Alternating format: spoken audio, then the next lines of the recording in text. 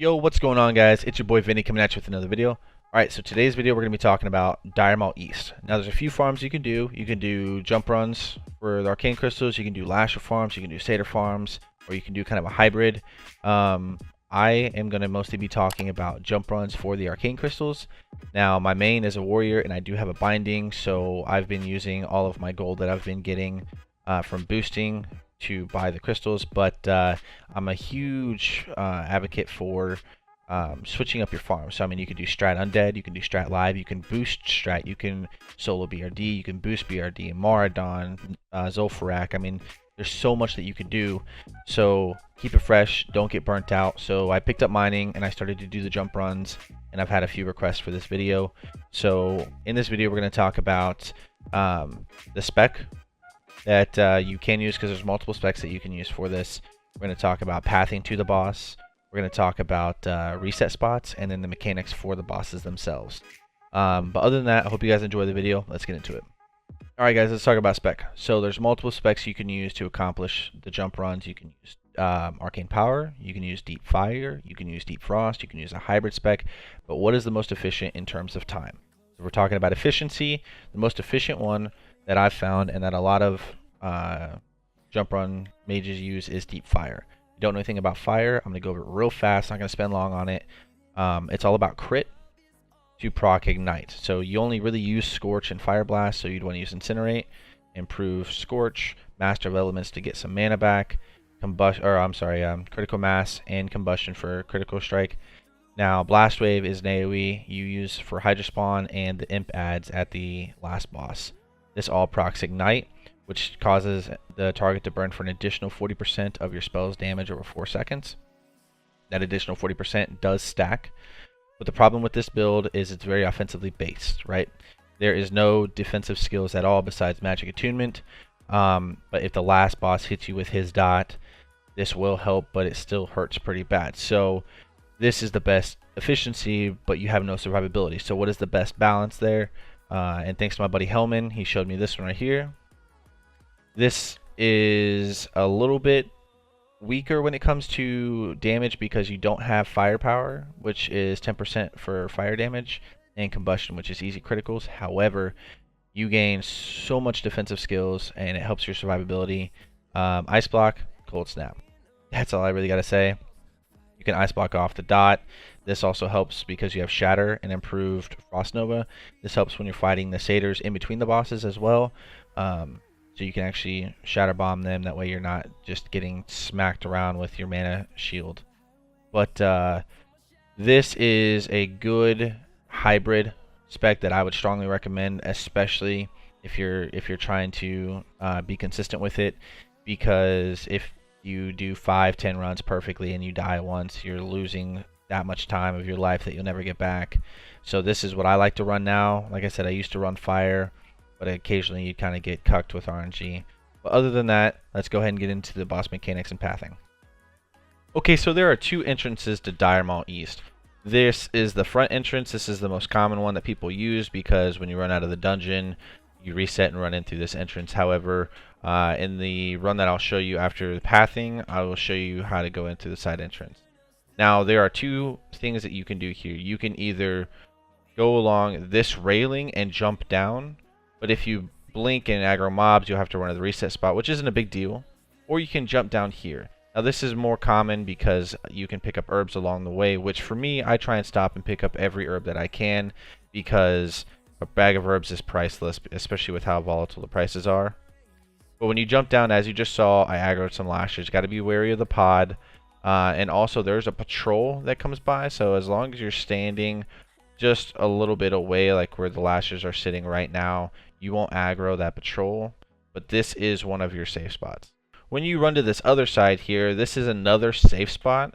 You'll get used to the pathing of these mobs, but just for the beginners who have never really done this, this is another safe spot. The patrols don't really come here. So you just have to play Frogger all the way to Hydra spawn, but it's pretty easy. Now, if you decide you want to start picking herbs, you do need to be very cautious of the lashers, of the pods, and of the patrol. So just mindful of your surroundings. Okay, so the next thing that I would like to talk about is a reset spot while running to Hydra spawn or running back from Hydra spawn, and it is this pillar right here. As you could tell, the human rogue got up no problem, but because I'm a gnome, Blizzard implemented the dumbest mechanic I could ever think of, and that's making each race slightly different when it comes to simple walking and jumping and swimming. So if you're a gnome, you're kind of SOL here, but if you're any other mage race, this is where you'd want to reset the mobs. So I always like to stick along the wall because it's a safe zone, and when you're coming along the wall, you would want to check underneath this root here because this is a spawn for the Kelsarar book, and it's really dependent on your server, but on my server it's about 100, 150 gold right now. They really went down in price, but just stick along the wall. It's pretty safe, and then you can go to the reset spot by Hydra spawn. So when you're running to the last boss, you actually have to talk to this tree guy here, and most people are afraid because of the patrols, but you can sit at his feet and everything will be perfectly fine. And over in this area, you can check for another Kelsarar book, and you can pick up some herbs along the way, but the patrols actually come out by where this book spawn is, so be cautious. But other than that, it's pretty simple. If you aggro, don't freak out, just run to a reset spot. There's one by Hydra spawn, and there's one by the last boss. But that concludes pathing. Let's go ahead and get into the full run and boss mechanics. Okay, so this is the side entrance I was talking about. All you need to do is jump down. Don't worry about aggroing anything because you can hop right up into this reset spot. But make sure that you LOS the mobs, otherwise they won't reset. Now let's go ahead and talk about Hydra spawn mechanics. Okay, so being a gnome, we are at a disadvantage. As you saw in the Maraudon video, we swim where other mage races will walk, like humans and undead. So we have the same problem here, except it's a bit different. You can run anywhere in this pool. However, if you jump in the marked area, you actually start to swim, and then everywhere you were just able to run, you now have to swim.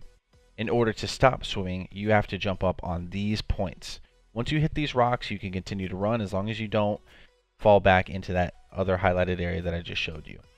Now, there are 3 hop-up points that you need to worry about while kiting these bosses. There's point 1, point 2, and point 3. Now, Hydra spawn specifically does a patrol. He goes in a straight line to point 2, and his second patrol is he goes in a straight line and then makes a left turn to go to point 1. Now, when he makes that left turn, you want to start casting your Pyroblast at that point. That way, he gets to point 1 when the Pyroblast goes off. And then you can cast a Fireball before he LOSs you around the pillar. This will help the beginning of your pull because you're doing a lot of damage before he even has a chance to cast Geyser at you. Now, what Geyser is an ability that Hydra spawn uses to knock you for around 10 yards. All you have to do is just LOS it behind the pillar. Do not try and get a cast off. Hide behind the pillar, because if he knocks you up and into another pack, like into the satyrs or the imps, you will die. You might be able to reset, but even then it kind of messes the whole run up. However, when you get Hydra spawn to 50% health, he spawns these Hydralings. All you have to do is hop up, let him run to you, then hop down, let the Hydralings run to you, blast wave, hop up, rinse and repeat. And as I mentioned at the beginning of the video, all you're going to be using is Scorch and Fire Blast. You might be able to get a Fireball off, but it's just not worth it because if you cast Geyser, it could completely mess you up. If you get hit by Geyser, just try and blink back to where you were, as long as you don't aggro other mobs. When you're running upstairs to Thornhoof, you want to be careful. There's always at least one invisible satyr, sometimes there are 2, and you don't want to pull other mobs. So if there's a second one, you just kill them right there on the ledge. It's very difficult. That's where your Ice Block and all your utility spells come into play. On this satyr, just kite him down this hallway just like I'm showing you, and then this is where Shatter comes into play. You Nova, Pyroblast, Fire Blast. It does insane amounts of damage. Now, if there's an herb here, you can pick it up. You just need to be careful to not pull that pack. If you pull any of these packs, this is the reset spot that you can sit at. It's actually very easy to get up here. You just hop on the far side and then hop right up top. Even a gnome can do it, and that's actually saying a lot. But while you're up here, if you aggro this pack to the right of Hydra spawn and you need to kill the satyr so you can kill the imps, the satyr is actually easier to kill than the imps. Now, there are a few rules to killing him. 1, because it is a reset spot, if you counterspell him, he has no way to get up there, so he will reset to full health. 2, I'm trying to LOS his Fireball, but if you stay back there too long, then again, he resets completely. But this is how you do it. You kill him, then you jump down, and you kill the imps. Thornhoof himself is a lot easier. I start off with a Pyroblast, Fireball, into a Scorch, and Fire Blast. You can cast all 4 turn, jump, and blink, and then you do the same thing that you did with Hydra Spawn. Now, Thornhoof has two abilities. He has Sacrifice, and then he also has Intense Pain. Intense Pain is just Shadow Word Pain, so you just bounce back and forth like normal. It's not too difficult. It's actually very easy. But if he happens to get a Sacrifice off, which happens more often than not, because sometimes Blizzard just wants to make you die. As you can tell here on this run, I was dodging perfectly. As soon as he goes to get Sacrifice off, I jump, but he still gets me. All you got to do is Ice Block out of it, go to the ledge. You can see him start to run up the ramp. As soon as my blink is back, you go right back to the normal run. Now, you don't have to kill Hydra Spawn in order to get to the last boss. However, I like to do it for multiple reasons. One, you get decent loot, you get Ace of Elementals, you get some vendor trash VOPs, you get Essence of Water, you get Elemental Waters. So when it comes to a gold perspective, it's worth it in my opinion. Not to mention, you have more room for error down bottom, because if your Ice Block is on cooldown and Thornhoof gets a Sacrifice off, you're kind of in trouble. If you're up top, he's going to smack you and kill you because you're clothy. But if your Ice Block is on cooldown and he hits you with Sacrifice, he has to run all the way up top. So you have time to get off the table, to bandage, and then jump down. So again, there's just more room for error, and that comes down to the consistency issue that I was talking about earlier. So I got greedy here and went to pick an herb, but like I mentioned earlier, if you aggro these mobs, don't freak out about it. I could have ran back to the Hydra Spawn reset, but there's a reset up here by the last boss. It was actually pretty close, not gonna lie, but even then you're a mage, so you can get away with a lot of stuff other classes couldn't. Just hop up on this little ledge, LOS the lashers and the tree mobs, and lastly you have the crushers, so you just LOS them, and then as soon as they reset, you're good to go. Now on to the last boss. You jump and blink on this ledge right here. Now you don't actually kill this boss, but you still have to play it pretty smart. You want to wait until the boss is in the middle of the room, not where he's standing at now. And then you want to open up with a Pyroblast and go immediately into a Fireball. What this does is it times it perfectly, so you LOS him behind the pillar. Now when the boss is on the ledge, he can only get down in two spots, point 1 and point 2. However, when he gets back up, he has to jump back up in point 2. Now this boss has three forms: Satyr form, Wolf form, and Tree form. When he is in Satyr form, he casts two spells. One is a dot and one drains your mana. This is why when he's in Satyr form, I try and ping pong him max range, so he cannot hit you with them.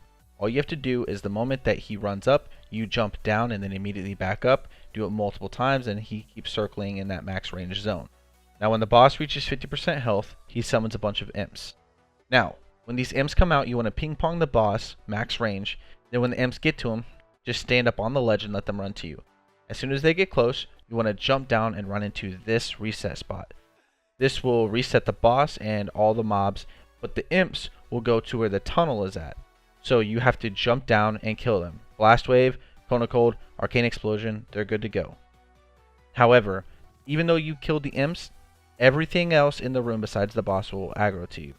So you will want to kill them fast and then jump back up into the reset spot. And as soon as you do this and they reset, you're good to go and go mine your rich thorium veins and hope for some arcane crystals. Now what you're looking at right now is a run where I was deep fire. Again, I love deep fire, but you don't have the utility of ice block to ice block away the sacrifice or ice block away the wither. But magic attunement still does a lot of damage reduction. It reduces wither a lot. But it's really your preference. If you feel comfortable enough to do it like this, go for it. But if you're just learning, I strongly recommend doing the hybrid build. Other than that, enjoy the farm. It's a good change of pace. It's extremely fun. Now, the RNG element is a double-edged sword because you're sometimes making next to no gold because you get no crystals. But it's also extremely exciting when you're hitting one node and you get 2 crystals, which has happened before. So it really comes down to your preference. Like I said, change it up. Well, that concludes the video. I hope you guys enjoyed it. I have more videos coming out, from gold making strategies to boosting guides to farming guides. Anyways, leave a like, comment, subscribe, do the whole shebang. It's your boy V. I'm out. Peace. Yeah.